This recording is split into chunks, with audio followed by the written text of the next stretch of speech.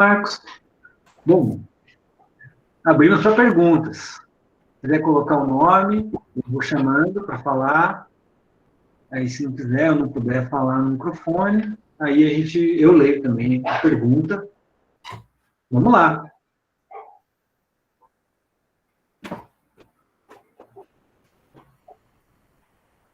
Matheus Almeida, pode chamar no microfone. Opa, estou sendo ouvido? Sim. Opa. Bom, novamente aí, obrigado, Marcos, pela explanação super didática, assim, pontos altamente relevantes, destacados aí, com tudo que a gente já vem ouvindo nesse dia. Na verdade, novamente, não estou trazendo uma pergunta especificamente, assim, mas é muito interessante quando você traz essas ideias, né, sobre a crença, a religião, o aspecto marcial e principalmente essa consideração sobre, né, uma psicologia monoteísta, sobre a intolerância da diferença, da alteridade. E acho que, naturalmente, eu acabei fazendo mais uma associação com a obra do Anticristo, do Nietzsche, onde ele diz que a palavra cristianismo em si já é um equívoco, né? Porque, na verdade, só existiu um cristão e esse morreu na cruz. Então, assim, não é uma pergunta, mas trazendo mais uma ideia aí para fazer um corpo aí com a sua fala aí. Faz sentido, faz sentido. Eu estava querendo lembrar aqui, vou achar um trecho do Hillman, onde ele fala do... bom, daqui a pouco eu acho. Mas... só para amarrar um pouco essa relação, né, Mateus, do cristianismo com a guerra, lembrar que uma palavra que pouco em desuso hoje no Brasil, miliciano, né? Os primeiros cristãos não eram apenas vítimas mansas e brandas. Eles se chamavam soldados de Cristo, milicianos. São Cipriano usava o termo milícia para o serviço do cristão contra o mundo. Então, olha que coisa curiosa, né? Nós aí, às voltas com... né? O Vicente falou que o Rio de Janeiro, 98% está dominado pelo tráfico, pelas milícias. E é isso, né? Quer dizer, como a retórica marcial acoplada à mítica religiosa promove uma combustão absolutamente inflamável. Inflamável. Cristo e Marte, Cordeiro e Fúria. Quer dizer, o que o Hillman está dizendo é que, arquetipicamente, a experiência religiosa carrega no seu âmago uma violência irrefutável e que se tornará mais aguda quanto mais essa religião ou essa prática religiosa se revelar fundamentalista, né? Intolerante aos outros. Vale para a religião, vale para a política, vale para qualquer espaço público de discussão. Acho que essa que é a grande sacada do Hillman. Não é que a guerra é religiosa. A guerra pode ganhar características religiosas, rituais religiosos, mas o âmago da experiência religiosa confunde-se com o espírito marcial.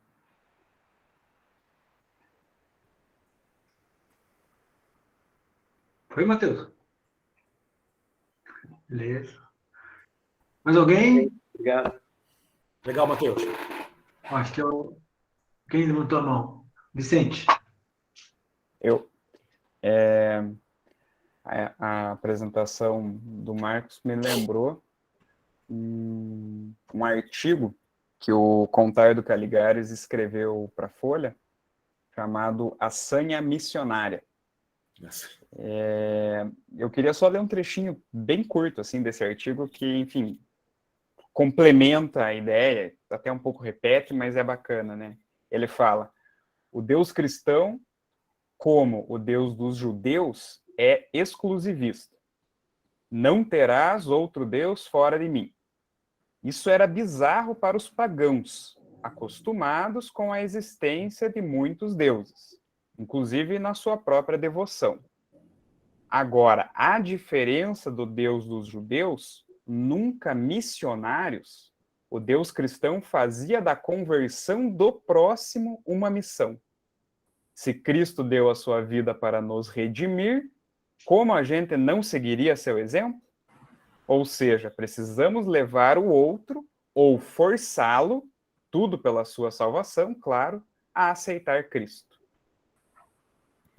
Só esse trechinho, se digitar no Google Assanha Missionária, aparece já o artigo. É bem bacana. Ele está falando isso, que um pouco do argumento que você trouxe, né? Só isso. Acho que é isso aí, né? Eu queria fazer uma pergunta para o Cauê. Cauê, no final desse capítulo, né, do 4, o Hillman nunca propõe nenhuma saída, né, nenhuma alternativa. Ele sempre propõe o que não funciona. O amor não funciona, a esperança não vai funcionar, a razão não funciona e a fé não funciona. Esqueçam, a guerra não irá parar movida por esses elementos. Entretanto, ele fala de Vênus, né, da Afrodite, e ele fala de como a questão estética transformada em cultura, ele junta as duas coisas, quer dizer, uma sensibilidade estética que poderia se tornar produtos culturais, poderiam ter uma possibilidade de evitar ou retardar a guerra. Quer saber o que você pensa nisso? O que você acha dessa história? Cara, quando o Hillman está trazendo isso, de fato, ele não traz soluções, mas ele oferta caminhos imaginais, né? Ótimo.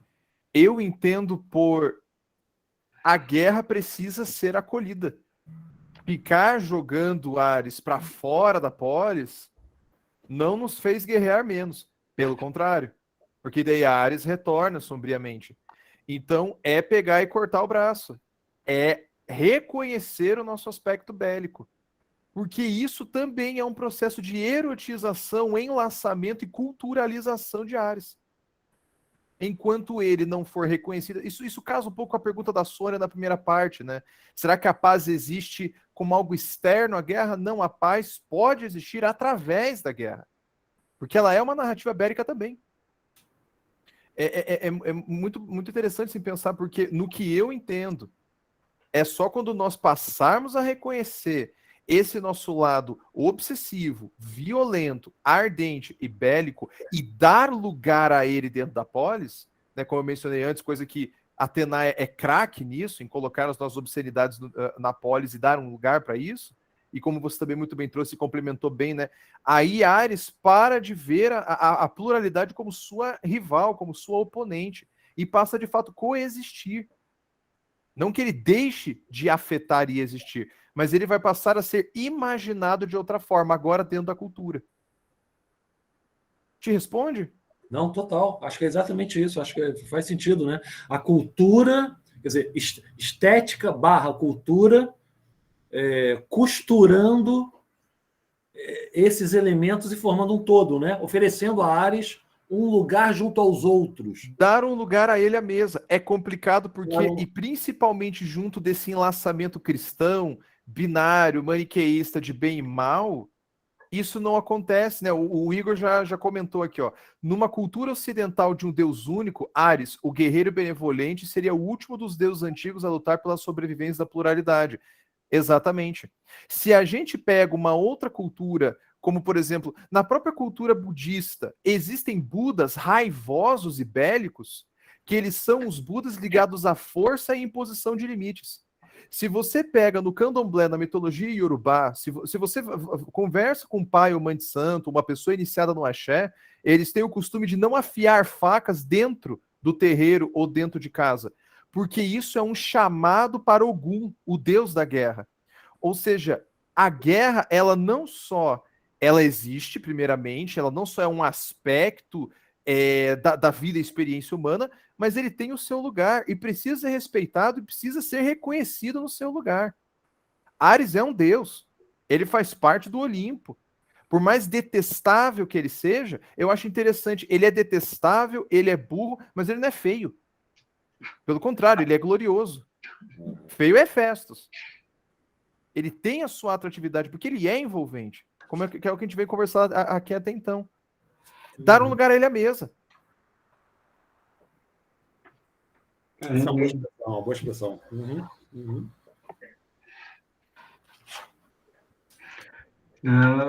Vamos lá, mais comentários? Eu fiquei fascinado com essa ideia de não afiar facas dentro de casa. Achei isso, metaforicamente, muito potente. Assim, tem um pedagógico nisso muito grande. Por quê? Porque se você faz isso, é porque você está chamando o Deus da guerra para guerrear. E aonde ele não encontra uma guerra, ele cria uma. E sabe o que eu... Já que eu estou falando...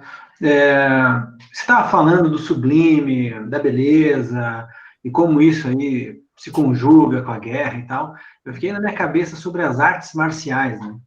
Que é meio assim...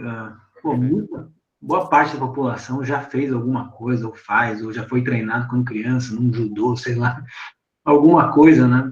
Eu fiquei pensando essa contiguidade das duas coisas, né?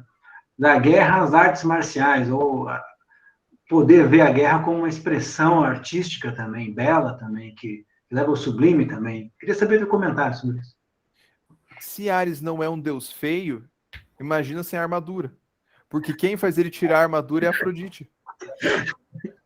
O entrelaçamento entre esses dois é bonito. Beleza. Enquanto vocês pensam em mais algum comentário aí, eu queria comentar também, perguntar para o Marcos, né? Eu fiquei também preso, assim, na ideia de crise de sentido e de que você precisa acreditar para agir, né? Fiquei pensando em demanda clínica, assim, uma série de jovens que vêm, assim, meio a esmo, meio sem sentido de vida, meio sem saber o que estão fazendo aqui no mundo, assim, sabe? Fiquei pensando o quão perigoso é acreditar nas coisas, né? É quase como se fosse um convite, assim, você está disposto a morrer pelo que você acredita, né? Então, se o cara não está disposto a morrer em altar nenhum, né, ou nada, é muito mais interessante ficar nessa situação descrente, né? Nessa situação de vazio existencial, patológico, crônico. Queria saber o teu comentário sobre isso também. Diogo, antes disso, só para complementar o raciocínio de antes que me veio aqui, a Afrodite como uma deusa desnuda, ao se entrelaçar e desnudar Ares, isso é a estetização.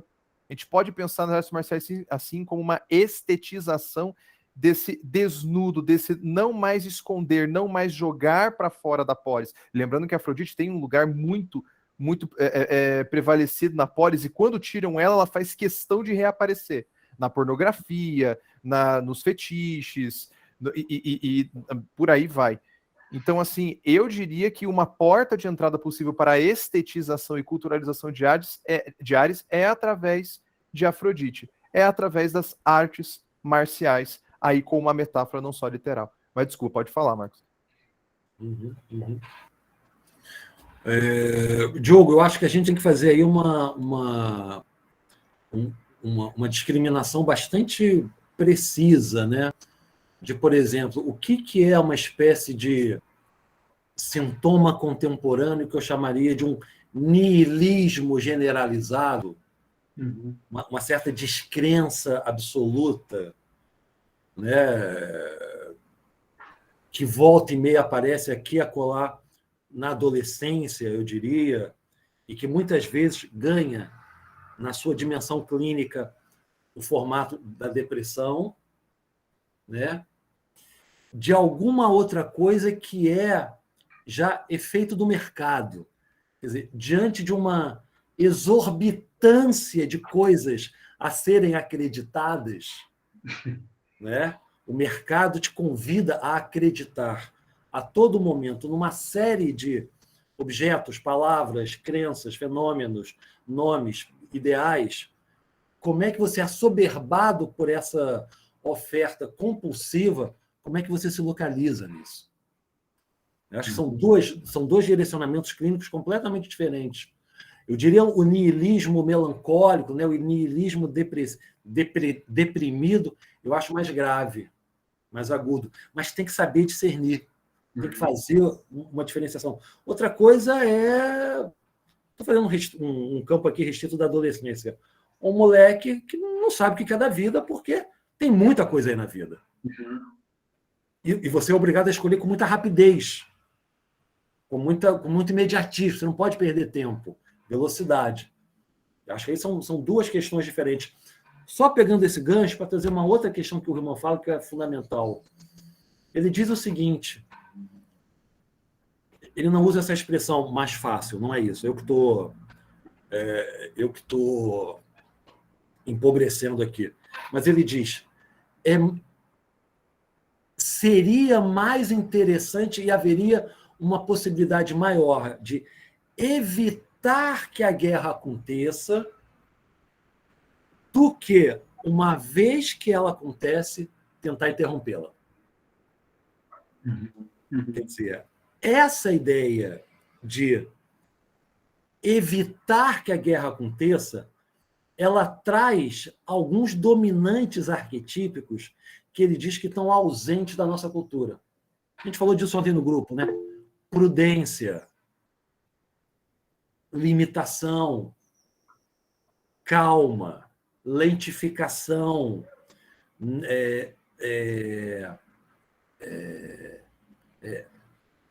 a imagem alquímica do leão de patas cortadas. Né? Na alquimia tem uma imagem alquímica que é ótima, é o leão de patas cortadas. O que significa? A vontade de agir está cancelada. Você não pode agir. Você não pode agir. Quer dizer, evitar que a compulsão sulfúrica do agir tome conta. Porque Marte é isso. Marte é uma compulsão sulfúrica à ação. E a gente falou disso aqui ontem também, em algum outro momento. Você não pode recuar. Você não pode andar para trás. Diante de uma batalha, você não pode bater em retirada, porque bater em retirada vai ser interpretado como covardia. Sim. E se a gente está numa sociedade identificada com princípios heróicos, diante de todo e qualquer problema, você tem que enfrentar. A pergunta reumaniana é: quem disse que você tem que enfrentar? Quem disse que você tem que enfrentar? Quem disse que você tem que ir adiante? Quem disse que você tem que superar? Quem disse que você não pode sair correndo para trás? Quem disse que você não pode dar a volta? Quem disse que você não pode se esconder, esperar o conflito sumir para você ir adiante? A ideia do combate, vá em frente, lute, conquiste, avance, é uma ideia de uma cultura performática, identificada com a produção, identificada com ideais de heroísmo, com ideais de vitória, com ideais marciais. É o monoteísmo desse estilo de consciência. Então, se haveria algo, se pudesse existir algo que pudesse refrear o impulso marcial, seria cautela, prudência, reflexão, lentidão, vagareza. Todos esses elementos que, de alguma maneira, também não estão muito disponíveis para nós agora. Está tudo muito inflamado, né? Acontece uma coisa, a gente reage logo. Acontece alguma coisa, a gente quer responder de imediato. Né? O imediatismo da resposta. Se você não responde, você é vacilão. Você é vacilão. Né? Mané. Você é mané. Não vai responder, não? Né? Covarde. Então você não pode. Você não pode. Peraí, calma. Deixa eu pensar, deixa eu ver. Deixa a poeira baixar, deixa eu ganhar distância, deixa eu ver o que aconteceu. Todo esse tempo foi cancelado, porque Marte, sustentado pela crença, tem que reagir.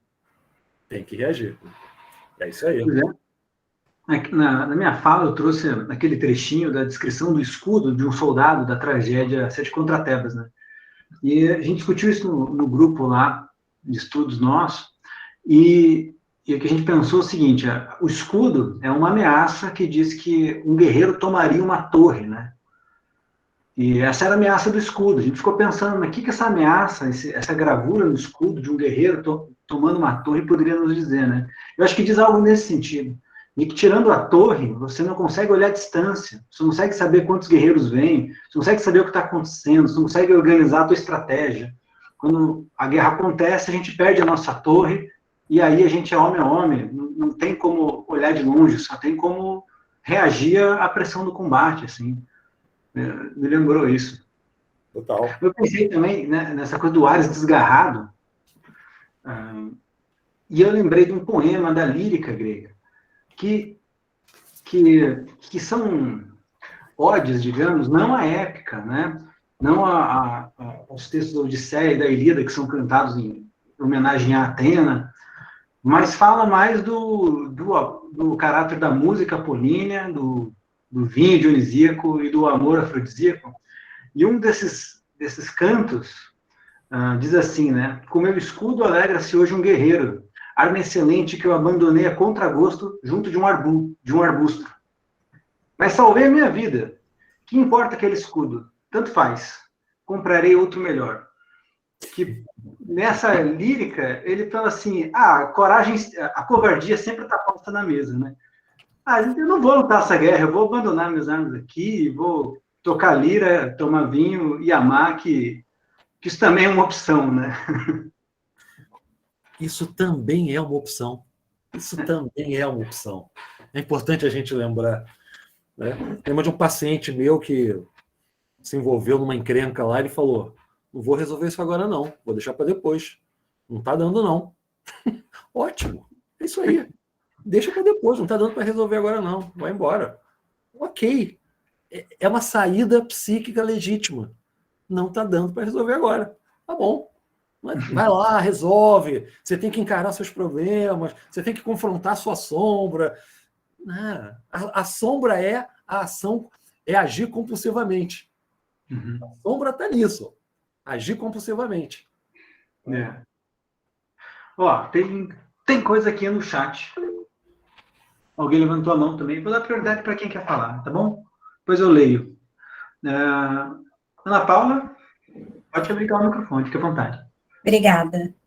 Nossa, eu tô com uma dúvida, então, mas eu vou tentar fazer um apanhado, assim, é muito direcionada ao Marcos, mas é porque entra um pouco na fala de vocês três também. Marcos, a sua fala me lembrou o livro de Crônicas, no Antigo Testamento, porque só descreve guerra.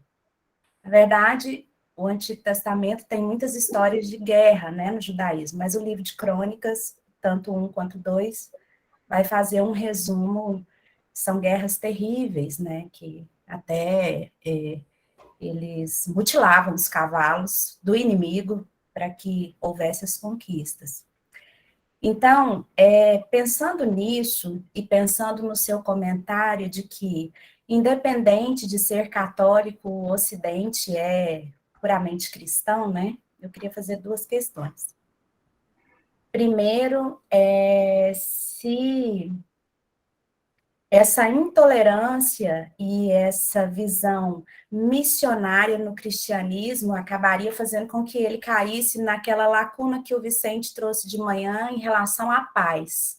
Ou seja, para que eu tenha um discurso de paz, então eu tenho uma condução religiosa, mas que, na verdade, eu exerço uma intolerância sobre os outros, e que aí eles não conseguem, de fato, ter uma expressão transcendente, vamos falar assim, de uma experiência dele, mas que ela estaria ligada a uma ritualística, né? E o quanto isso implicaria no momento nosso, brasileiro, de que algumas normas que são colocadas sob o espelho assim, da religião, tem interferido na nossa compreensão de discussão democrática, de problemas infraestruturais, já que a pasta dos costumes tomou conta e a gente não consegue, de fato, ter uma conversa que seja a nível dos nossos problemas reais, eu penso. É isso que eu queria perguntar.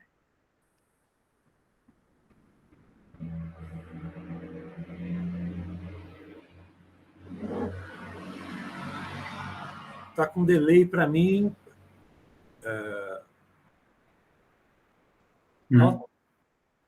Para mim você está aparecendo normal. Tá. Vamos lá. Ana, eu te diria o seguinte, a pergunta é uma boa pergunta de difícil resposta. A gente podia dividir também, nós 4 aqui, falar um pouquinho disso, né? Eu tenderia a pensar o seguinte, Ana, para aquele grupo, vou nomear como grupo, tá?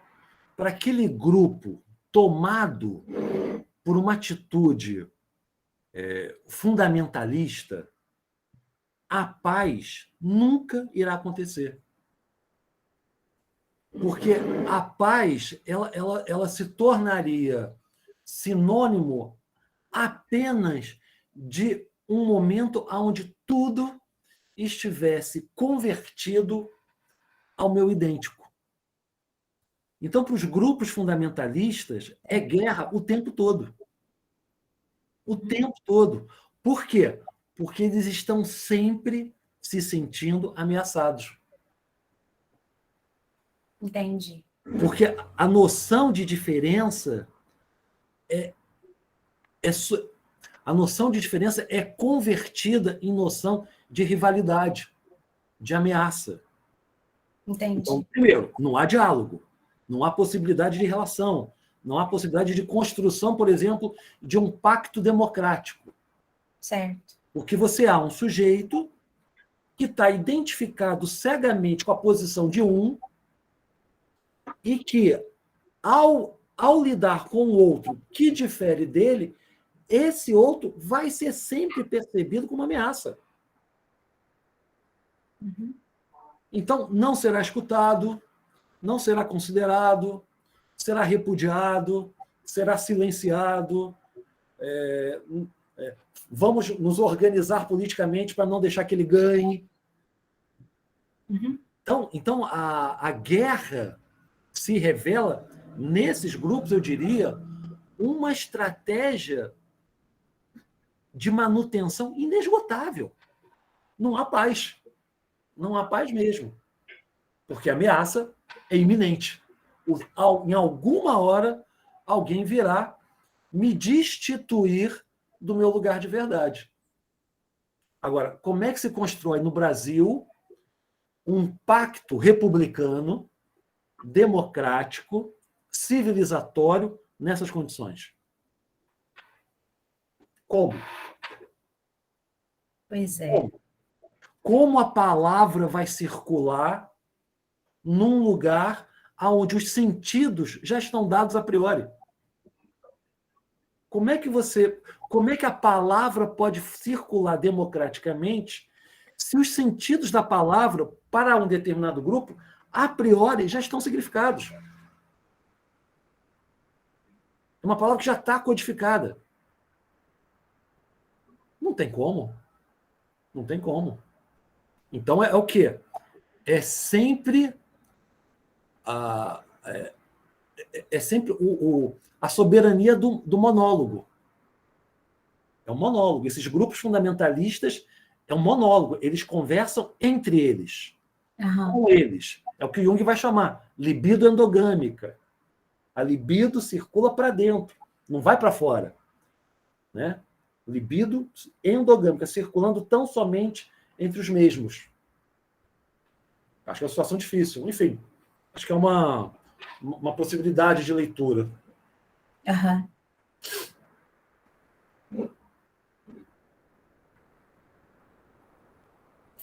Então, nesse caso, Áries e Afrodite não estão relacionados?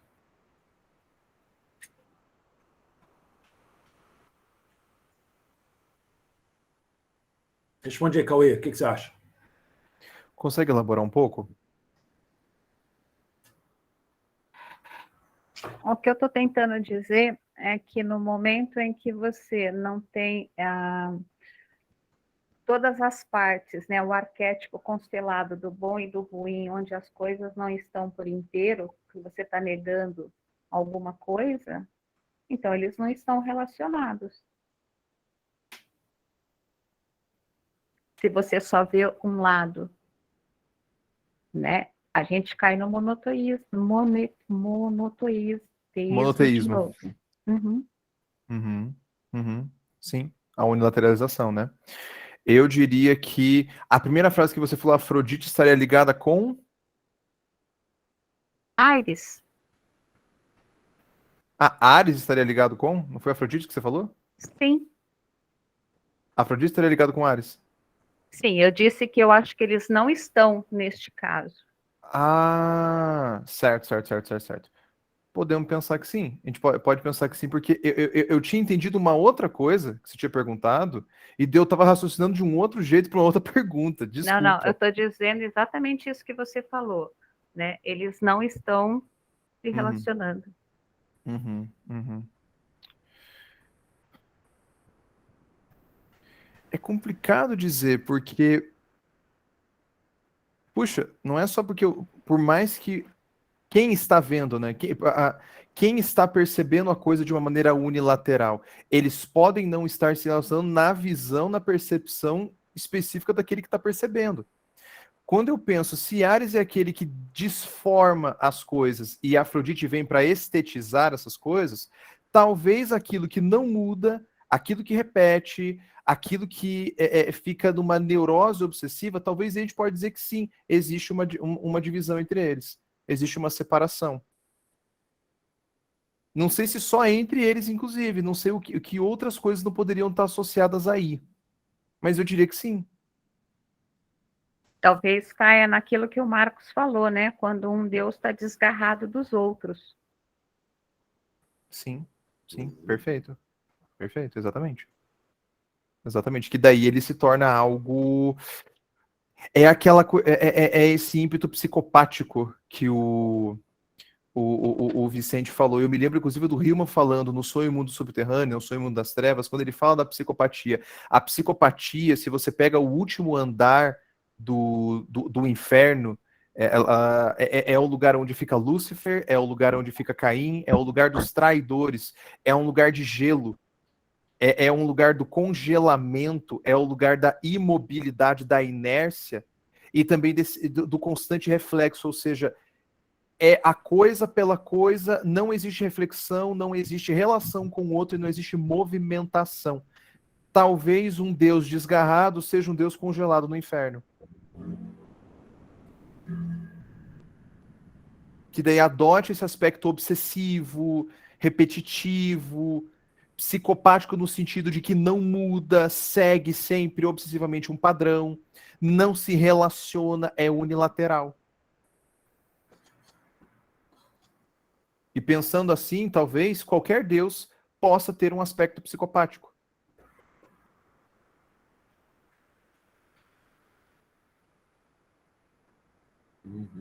Não sei se faz sentido, é um vício constante no movimento sem o movimento de interiorização éstica.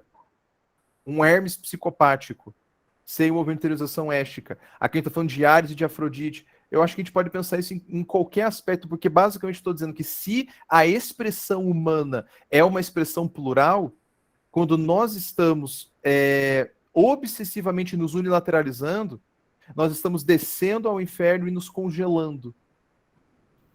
Obsessivamente só percebendo nosso próprio reflexo, no sentido de ficar só com aquela imagem sem nunca refletir, sem nunca adentrar. Fica só na superfície. É como se Narciso nunca tivesse mergulhado. Logo, nunca tivesse morrido. Fica só um eco. Viajei? Desculpa. Não, fez sentido, claro.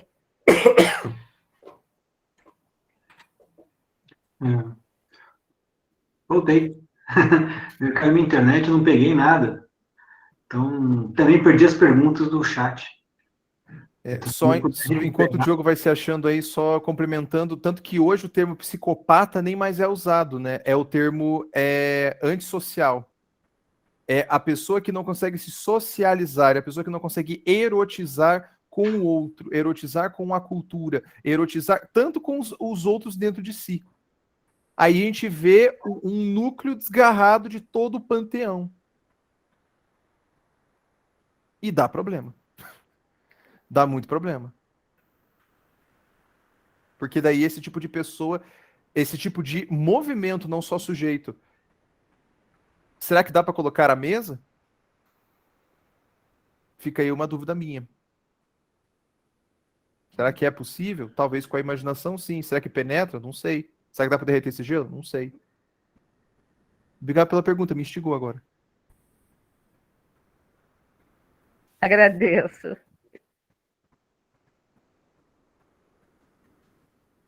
Bom, o Diogo caiu e acabou perdendo as perguntas do chat, então eu vou continuar aqui. O Raul, ele colocou uma citação ali do Lopes Pedraza. Raul, você quer comentar? Eu gostaria, assim, brevemente, vocês estão me escutando? Sim. Uhum. Sobre o livro Ansiedade Cultural, o Rafael Lopes Pedraza, ele diz que a maneira dele de refletir sobre esse conflito histórico entre o monoteísmo e os numerosos paganismos do mundo ocidental, herdados pela psique ocidental. Ele fala que cada um de nós, cada indivíduo, tem uma maneira de refletir sobre esse conflito histórico, né? E ele diz até sobre esse conceito do Jung, do si mesmo, da questão de conter o uno e os muitos, né? Às vezes foi uma maneira dele elaborar esse conflito histórico. E ele diz que da questão da tolerância, né? Que é necessário que a gente tolere o que há de intolerante em nós também. Raul, deixa eu, sei lá, fazer 2 comentários aqui que eu me lembrei, né? A questão da tolerância é uma questão hiperdebatida no mundo pós-moderno, né? Eu sempre gosto do Zizek, quando ele fala da intolerância, né? Da tolerância pós-moderna, que é café sem cafeína, sexo com camisinha, cerveja sem álcool. Quer dizer, você tolera o outro até o ponto aonde o outro não te atinge mais profundamente, né? A tolerância não é uma tolerância ilimitada. Você tolera até o ponto aonde... Não, aqui não dá mais para tolerar. Guardado assim um pouco a devida proporção, eu estou lendo algumas coisas sobre isso agora, o Derrida, né, o filósofo Jacques Derrida, ele tem uma série de trabalhos sobre o perdão. Ele diz o seguinte: a ideia de perdão, para além do contexto filosófico, religioso, histórico, sociológico, tema de vários filósofos, né, vários pesquisadores, a ideia do perdão, para ele, só faz sentido se for para perdoar o que é imperdoável. Quer dizer, perdoar o que é perdoável é festa, é moleza, é fácil, tranquilo. Agora, perdoar o imperdoável e tolerar o intolerável, aí eu diria que você está no cerne da individuação. Percebe? Acho que a questão é um pouco quais são as imagens do que é intolerante para mim, né? Do que é intolerante, do que é insuportável, do que eu não perdoo, do que eu não tolero. Mas é aí que você vai ter que perdoar e é aí que você vai ter que tolerar. O resto é happy hour, sabe? A gente resolve num chopp, num bar. É aí que a gente invoca Hermes como o deus das fronteiras, né? Onde é que está naquelas delimitações entre o tolerável e o intolerável, né? Exatamente. Mas chegar nesse lugar, né? Nesse lugar limite. Chegar nesse lugar do limite. Enfim, só um alargamento aí da questão.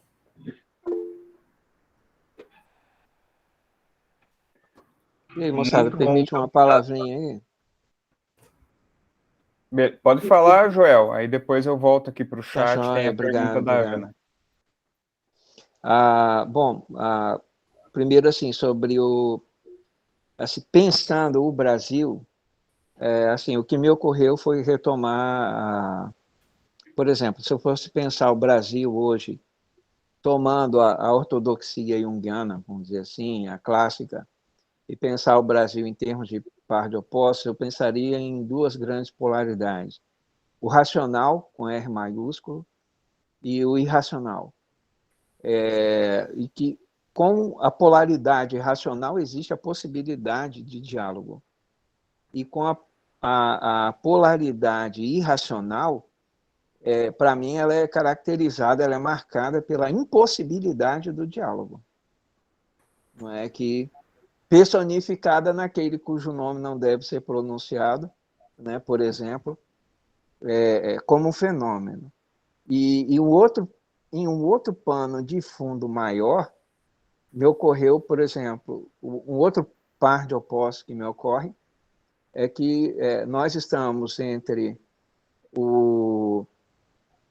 e pensando e refletindo, né? Assim, longe do inferno congelado aí que o Cauê falou. O outro par de opostos que me ocorreu foi que nós estamos exatamente entre o extremamente primitivo e o extremamente tecnológico, personificado, por exemplo, no chip, não é? A gente está vendo a utilização de drones na guerra, não é? Uma marca do extremamente tecnológico. E, por outro lado, o extremamente primitivo. É como se a gente tivesse como pano de fundo, nós estamos entre o chip e o dinossauro, e no Brasil nós estamos entre o racional versus o irracional. E eu vou tomar a liberdade aqui de retomar aqui o artigo que Jung escreveu sobre Wotan e ler 5 linhas aqui, que é o parágrafo 386 do Wotan, quando Jung fala sobre o fenômeno geral da possessão. A expressão possessão supõe, em primeiro lugar, um possuidor, decisor, e um possuído, decised, desde que não se queira deificar Hitler, o que, aliás, já ocorreu. Resta-nos apenas Wotan, possuidor dos homens. Seu primo Dioniso compartilha essa mesma característica, embora ele a tenha estendido também às mulheres. As Mênades formaram uma SA, S.A. milícia parda feminina, que, a julgar pelo relato mítico, não era nada inofensiva. Wotan limita-se aos homens feras, empregados como guardas pessoais dos reis míticos. Foi o parágrafo que o seminário, né, que eu vim da fala aí dos colegas hoje à tarde, esse parágrafo me veio à mente, aí eu tomei a liberdade de ler. Até mesmo porque, me desculpa, assim, eu não lembro quem falou sobre a ausência de um Deus, né? Eu fiquei pensando na presença de Dioniso também. Mas é isso que me ocorreu.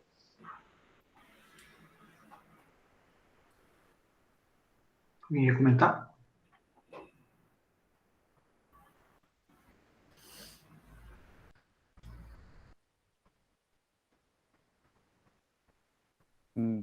Marcos quer comentar? Cauê quer comentar? Não? Acho que é mais um comentário, né, Joel? Acho que é mais... Não, foi um comentário, Não me pareceu uma pergunta. Ok, show. Foi um comentário, tá joia. Beleza. Ana Rita, tem uma pergunta sua aqui no chat, quer falar? Não, pode falar. Tá, a pergunta é, como enxergamos Ares e Afrodite no momento político do Brasil? Crença, intolerância, ansiedade, etc.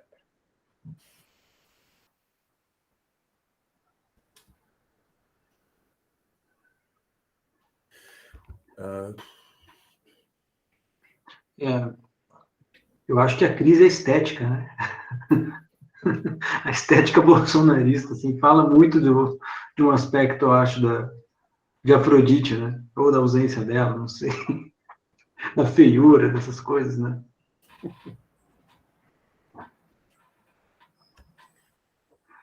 Eu pensei na ausência dela, na verdade. É o divórcio, né? Aconteceu aí.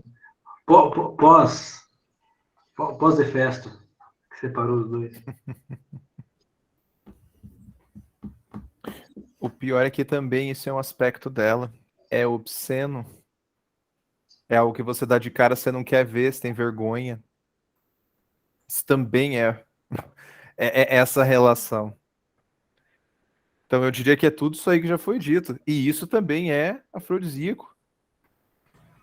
Tanto que nós erotizamos muito com isso, no sentido de que nos enlaçamos. Agora a gente não está dizendo que esse laço é legal.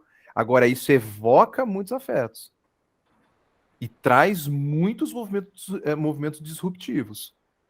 É uma deformação e uma estetização também, que demanda novas, porque evoca no coletivo.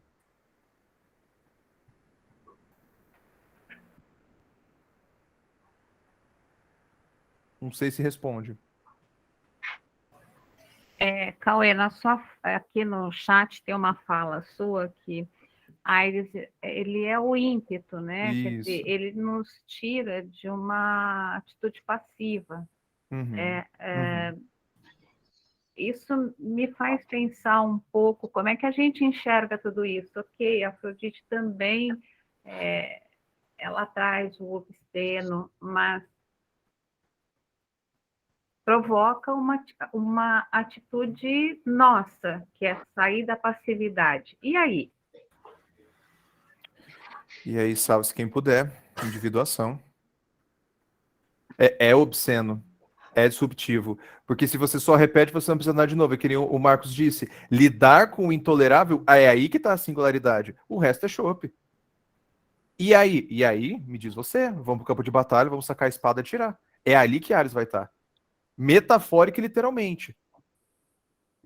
Eu tiro esse trecho do Hillman porque o Hillman fala, quando um sujeito tremendo no campo de batalha, ele saca a espada e atira, ele pode sacar a espada também e brandir ela, mas saca o revólver e atira, e imediatamente Ares é evocado na ansiedade, no furor, no calor, e você imediatamente sai de lugar de vítima para aquele que age, porque Ares é ação. Aonde isso pode nos levar? Tudo isso aí que a gente conversou até agora e mais um pouco. Eu queria juntar algumas coisas. O Cauê trouxe os irmãos em armas, né? Algo assim. Os irmãos e as irmãs em armas, né? Eu me lembrei muito do Ninguém Solta a Mão de Ninguém, né? Parece que na hora da última eleição aconteceu isso, que todo mundo se entendeu num grande brotherhood, assim, né? Ninguém solta a mão de ninguém. E costurando com o que o Marcos disse, que Ares é tudo isso de terrível, ou de coisas que a gente não gostaria de viver na nossa vida, mas ele também é a coragem, né? No momento do Brasil agora, a gente tem que ter em mente que se o perigo é real, a coragem tem que ser real também, né? Então, acho que a gente tem os dois muito próximos, né? Esse sublime, essa união, esse ninguém solta a mão de ninguém, e essa coragem marcial, né? Frente a um perigo real, né? A gente vai vir com eleições bem quentes e bastante risco de violência, e uma eleição que quem ganhar, não sei se leva, né? E se não leva, a gente está nesse medo, E aí, na pandemia, teve a manifestação contra o racismo a respeito da morte de George Floyd, e outras manifestações vieram, e ficava a tensão, a gente se expõe ou não expõe, é preciso ir para a rua agora ou não, e eu acho que daí a gente volta para esse cenário do Brasil, né? Se o perigo é real, a coragem tem que ser real também. Não dá para... É aquilo, né? Tem que perdoar o imperdoável, e do mesmo jeito, tem que ter coragem com aquilo que é perigoso, né? Senão não é coragem, senão não é Marte, senão não é batalha, né? Se a gente vai para a guerra, é porque o perigo é real, e a coragem tem que ser tão real quanto o perigo. Acho que isso, para esse ano aí, é importante ter em mente, né? Tanto que o mais corajoso e glorioso dos heróis troianos se chama o luto do povo, que é o Aquiles. Mas, Diogo, acho perfeita essa tua colocação, porque acho que o prognóstico é isso mesmo, né? Nós teremos aí uns 4 meses que vão ser muito barra pesada, muito duro. Né? Acho que a gente, generalizar um pouco, né? A gente estava contando com uma vitória que parecia lá atrás que seria confortável. Acho que essa vitória está difícil, vai ser pau a pau, vai ser dureza e vai exigir coragem, porque o outro lado, né? Quer dizer, tem uma prática intimidatória que é muito forte. É muito forte. O outro lado acredita muito, né? O outro lado acredita muito. E a gente já nem acredita mais tanto. A gente acreditou no passado, esse ano já está meio não acreditando. Exatamente. A crença a crença tem um elemento de contágio, né? Um fenômeno coletivo de contágio. E isso vai ganhar polis, isso vai para a rua. E se a gente ficar inibido, amedrontado, assustado, a gente vai perder isso. A gente vai ter que assistir um segundo mandato daquele que não se pronuncia o nome. Então será muito importante esse elemento de coragem, né? O Zizek também fala uma coisa curiosa, né? Ele diz assim que a coragem é um elemento em desuso hoje na cultura contemporânea, que a gente deveria assistir filme mais de western, sabe? Voltar a ver filme de western para recuperar a ideia de coragem. Ele pega aquele livro Rainun, que é um cara que vai ser delegado numa cidadezinha, ele vai com a família, e aí ele está sabendo que vem um bando que são os terríveis, o chapa quente, o bicho vai pegar, que vai invadir a cidade. Ele falou, não vou ficar, não dá, tem minha mulher, minha filha. Ele pega a mulher, a filha, vai de cavalo, chega no meio da estrada, ele diz, eu não posso abandonar a cidade, eu tenho que voltar. Né? E aí ele volta para a cidade, quer dizer, é esse chamado daimônico, né? Que volta e luta, volta e defende a cidade, volta e resiste. E esse elemento de coragem de Ares, né? Acho que é Ares não desgarrado, mas Ares com Atena, com astúcia, inteligência, Ares com Vênus, cultura, interrelações, manifestações, a cultura como um elemento também de contágio. É esse elemento de coragem que será absolutamente necessário para a gente poder alimentar alguma possibilidade de fazer a diferença. Se a gente deixar Phobos, a gente sabe que Phobos é um inimigo difícil de ser vencido, né? Vejam as ansiedades, as crises de ansiedade, as crises de pânico, tudo isso é território de Phobos, do medo. Se o medo se constelar e se instaurar, vai ficar muito ruim para a gente, sabe? Sem dúvida. Só tecendo mais um comentário sobre esse tema, me parece que no meio do auge da pandemia, onde tiveram algumas manifestações de rua e que houve uma pequena possibilidade institucional de um impeachment, e que se houvesse mais pressão das ruas, esse impeachment poderia ser levado a cabo, faltou Ares para a esquerda. Faltou coragem e entendo que um excesso de diplomacia. Albedo. Oi? Albedo. Um excesso de albedo também, né? Uma racionalidade meio asséptica. Né? Derrotaremos nas urnas. Pois é, só que eles não estão combatendo nas urnas. É só a gente que está combatendo nas urnas. E isso pode se tornar um problema. E assim, o principal partido representante de uma certa esquerda, vamos colocar aí centro-esquerda, né? Ele talvez esteja inflado demais nessa albedo, né? Nessa diplomacia irrestrita e não combativa. Não combativa, né? Então, veremos. Mas que a gente precisa de Ares para essa eleição, a gente precisa, com certeza. Sem dúvida.